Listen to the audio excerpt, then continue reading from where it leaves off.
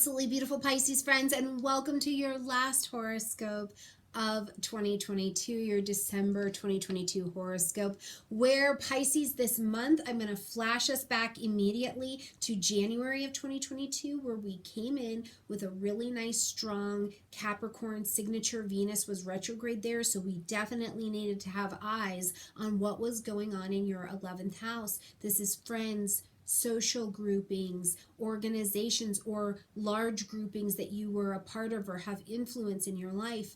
Things at social media, those also count as these large groupings. But also Pisces, long range plans, goals, designs, aspirations that you have for yourself. In January of 2022 with Venus retrograde here, you were really looking at relationships, that you were connected to the value of them, financial things connected to your groupings, right? You know, maybe you teach online, or maybe you had a friend who was sucking money out of you, or whatever the connection was for you around that relationship and that financial dynamic. This was absolutely on your table. But I also think that that Venus energy helped you get a vision of what you do value, how you value yourself, your self-worth in this area of your life, and gave you a nice place to set the stage for moving forward in the vibration that was inspired through that retrograde. So now as we arrive in December 2022, what does that area of your life look like? Well, we're coming back into Capricorn season. We're going to have Mercury, Pluto,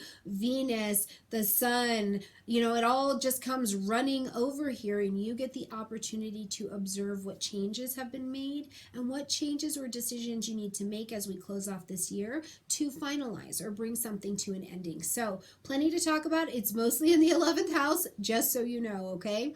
Now, if you also haven't checked out your 2023 horoscope videos, please make sure that you check them out, because we start to talk about how this Capricorn energy is a really big imprint in January of 2023 as well.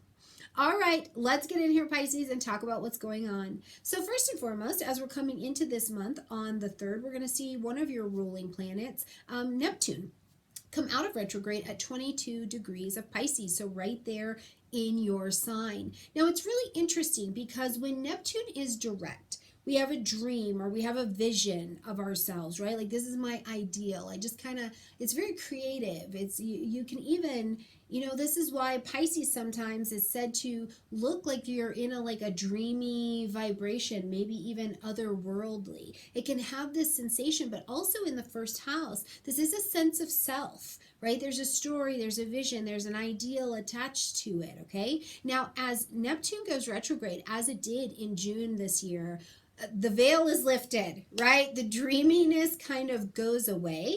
And so what happens is we are left with concrete reality, because Neptune is asleep, right? So we don't have that ability to just walk between the worlds. As it is your ruling planet, you too find yourself very grounded in reality typically. So it's like with the veil lifted, those rose-colored glasses off, who are you? And this can be a time where you maybe find out that the dream or the vision that you had for yourself or around yourself, or the stories that you told yourself about how you were doing, how it was going, how you regard yourself, you had a lot of faith in that story and in that belief structure. And in I can just do it myself, or whatever the story is that you were telling yourself, you had a lot of faith in that. And when Neptune's retrograde, it's like, hold on, can I actually stand on this? Can I really deliver the ideal that I see in my head right here in real life? So as Neptune is coming direct again, now you have the opportunity to be re-inspired, to lose some of the disillusionment that comes with finding out that an ideal you were holding on to is not one that you can really sustain anymore, or one that you've outgrown. And so now you can create a new dream, a new vision, but it is in the right vibration. It is in the vibration of honesty, because you've had an opportunity to look back at it. So pick things, develop faith, trust your dreams, trust your vision, and trust the new vision version of who you can be next, okay? As we get to the 6th, we're going to see Mercury enter into the energy of Capricorn. Now we're starting to light up this Capricorn signature. We've already had Pluto here. It's in the last degree, so lots of changes around the friendship and social group and even what you want for yourself. It's been changing for a while, but now Mercury coming in here is going to bring your mind and the things that you're talking to into kind of a laser focus in Capricorn energy, okay? So you're like, okay, around my friends, my social groupings, my organizations, my technical things in my house. Where do I need to get organized? What decisions do I need to make to get organized? Am I doing a presentation to a group of people? Am I doing an Instagram live? Am I writing a book? Am I meeting with my friends? What's going on that you're having to get focused? It can get busy. It's Mercury. Maybe a lot of people are wanting to talk to you for some reason. You know, maybe you have influence in some way that you are speaking at this social level, but whatever it is, the bottom line is Mercury in Capricorn and Earth energy wants you to get organized, get the discipline, own your mastery in a very material plane kind of way. So it's really very interesting. Now, the other thing I have been thinking a lot about as we are closing this time of year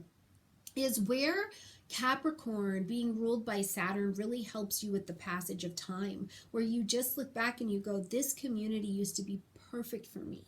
This community used to be perfect for me. And as my life has changed, as the passage of time has gone on, it doesn't match anymore. You know, when my children were 2 and we had the ice rink and we had the daycare and the elementary school right here, it was great. And now that my children are older, I really want to live on an island. We all want to live on an island. You know, whatever it is, allow Mercury to help you focus in on a long-term goal here and make the decisions you need to. Now, when we get to the 12th, we're going to see Mercury move into pre-retrograde shadow time at 8 degrees of Capricorn. The entirety of the Mercury retrograde cycle this time is going to move from 8 degrees of Capricorn to 24 degrees of Capricorn and back. So please, Pisces, take specific note of that on your chart, okay? So look for where that 8 degrees to 24 degrees is showing up on your natal, progressed, whichever chart you're looking at, okay? So as we get to the 7th, we're going to have a full moon at 16 degrees of Gemini.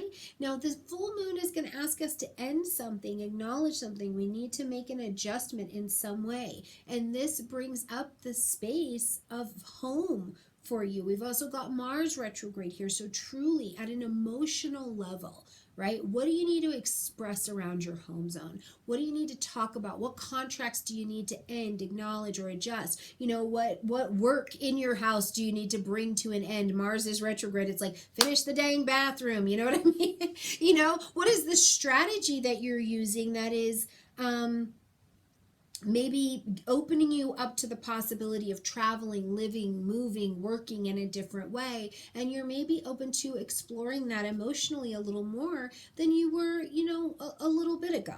So these are going to be things where you're going to look for those changes of direction, but also remember that Mars is retrograde. So you're not going to be able to shove it forward. Don't push. It's just frustration laden if you're going to try and make something happen, as opposed to reevaluating the strategy and saying, okay, well, I think I can fulfill this. I think I can get this done. I'm seeing it from a different perspective. Emotionally, I'm not really attached to that anymore. Let's think of a different plan. That's a much better use than, I want this to be different. No. Okay?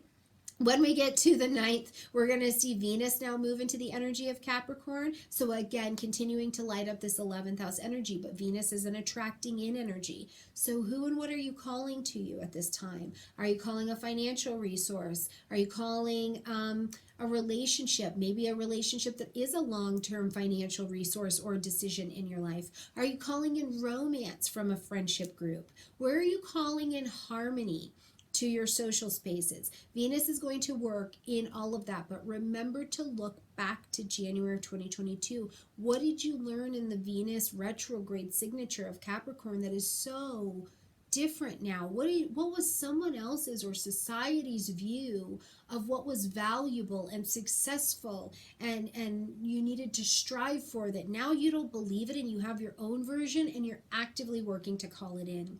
When we get to the 20th, we see Jupiter moving into the energy of Aries. Now, we saw Jupiter move into the energy of Aries already in May, and then it needed to retrograde. So there is an expansion of something financial here. Now, I still think Jupiter's Jupiter, one of your ruling planets, and Jupiter likes to do things like travel.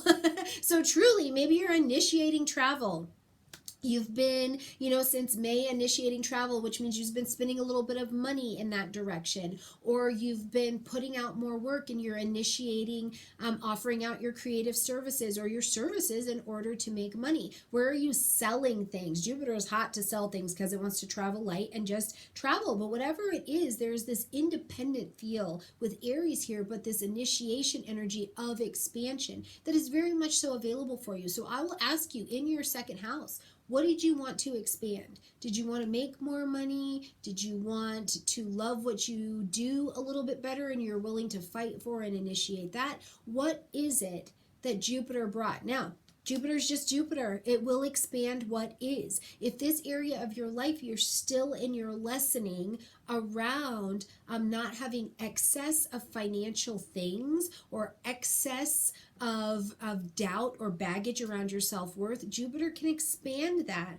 until we bring in the wisdom of kind of getting that lesson, okay? Now, as we get to the 21st, happy solstice, whichever one you are celebrating, winter or summer.